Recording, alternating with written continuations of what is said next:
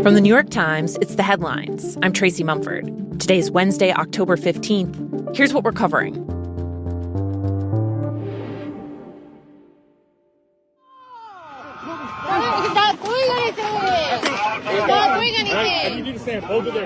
In Chicago and the surrounding suburbs, he's a citizen!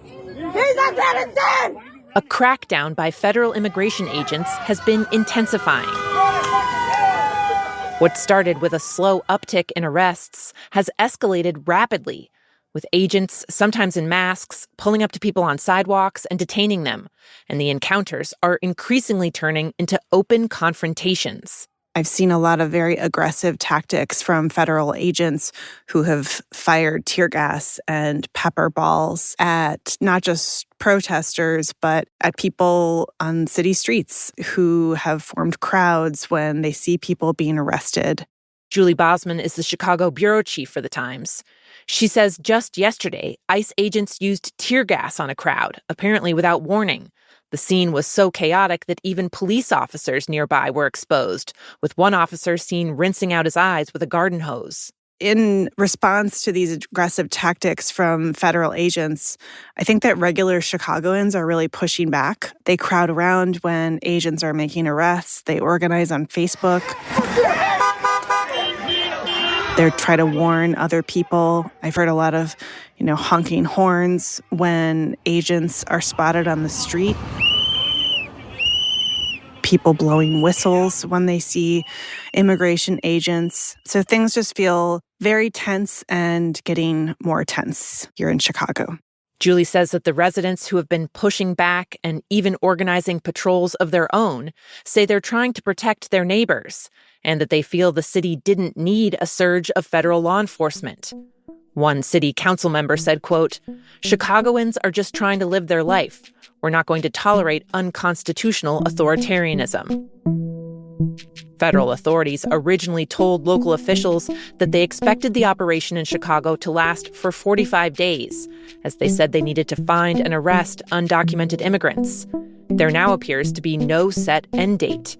In the past few weeks, the Trump administration also deployed hundreds of National Guard troops to the Chicago area, saying they were needed to protect federal agents.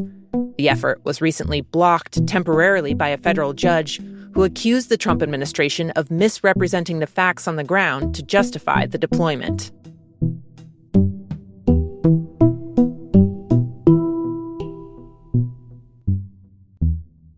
Now, 3 other quick updates on the Trump administration. Democrats in Congress refuse to fund the federal government. And because of this, many of our operations are impacted, and most of our TSA employees are working without pay. As the government shutdown hits the 2-week mark, the president and his team are turning up the political pressure on Democrats. Kristi Noem, the Secretary of Homeland Security, recently asked airports across the country to play a video on TV screens near security checkpoints that blames the shutdown on Democrats. A number of airports, however, have refused to show the video, saying it's overly partisan and potentially even a violation of the Hatch Act, a law intended to limit political activities by federal employees. Meanwhile, honestly, can I put it in plain words for you? Trump is ramping up his efforts to fire federal workers and slash government programs, claiming the shutdown's given him a, quote, unprecedented opportunity for that. So we are closing up Democrat programs that we think that we disagree with, and they're never going to open again. In the past 2 weeks, the administration has frozen or canceled nearly $28 billion for more than 200 projects, primarily in Democratic-led cities and states. Everything from subway upgrades in New York to renewable energy projects in California and Washington state. At the same time, the White House has used creative accounting to keep funding flowing to politically sensitive areas that could have otherwise triggered blowback, like military salaries and food assistance for low-income families. Also, he's MAGA all the way. It's make Argentina great again. I heard Trump hosted the president of Argentina, Javier Milei, yesterday, as the administration says it's moving forward with a controversial $20 billion bailout of the country, which has been in financial crisis. Trump has described Milei as his favorite president, saying, "I love him because he loves Trump." The White House has said the bailout is needed to stabilize Argentina's economy, though Trump also said the money was contingent on Milei's party winning upcoming elections. Critics of the plan, however, including many Democratic lawmakers, say the financial lifeline is effectively a gift to hedge funds and wealthy Americans who've invested heavily in Argentina, including friends of Treasury Secretary Scott Bessent. And last update. Today we're here to honor and remember a fearless warrior for liberty, beloved leader who galvanized the next generation like nobody I've ever seen before. In the Rose Garden yesterday, Trump posthumously awarded the Presidential Medal of Freedom to Charlie Kirk, the conservative activist who was assassinated last month. Trump called Kirk, the founder of the right-wing political group Turning Point USA, a martyr for truth and for freedom. Trump and other Republicans have credited Kirk with helping them win office by mobilizing young voters. The president has said he also plans to award the Medal of Freedom to Ben Carson, the former housing secretary, and Rudy Giuliani.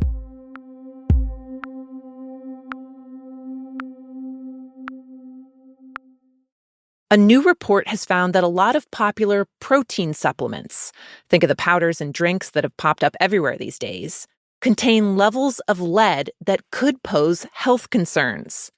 Consumer Reports tested 23 different products and found that over 2/3 of them had more lead per serving than the standard set by the state of California, which has a strict guideline on lead consumption.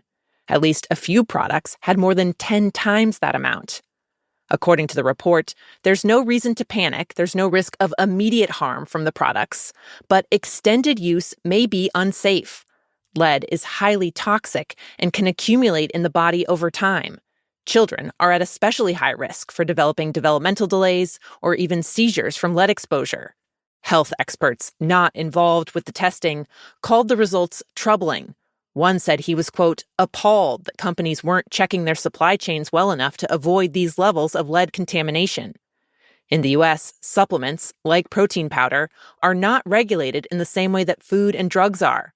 With that light oversight in mind, one doctor told The Times consumers should weigh whether the risk of supplements is worth it, since there are other ways to get protein.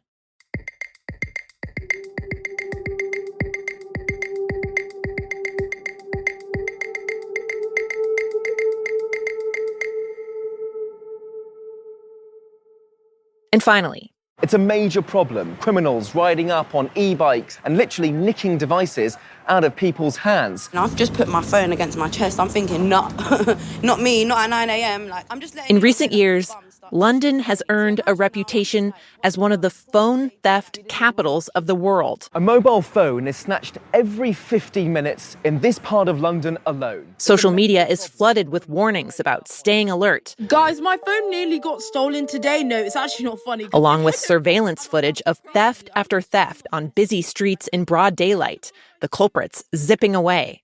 Some experts say part of what's made it so common in Britain is the fact that police budgets were slashed in the last decade, to the point that police in London said they would stop investigating minor crimes when there was a low chance of catching anyone. Now, though, after 80,000 phones were stolen in the last year alone, police in London are trying to tackle the problem, and some of what they've uncovered points to an industrial-level criminal operation. They say there's 3 tiers to it. The thieves at the bottom wearing balaclavas on e-bikes. They then sell the stolen phones to shopkeepers and other middlemen. And at the top of the network are exporters. Police say they found that a lot of the stolen phones are being shipped overseas and have identified a group they say was responsible for sending almost 40,000 phones to China, where they can be resold for a large profit.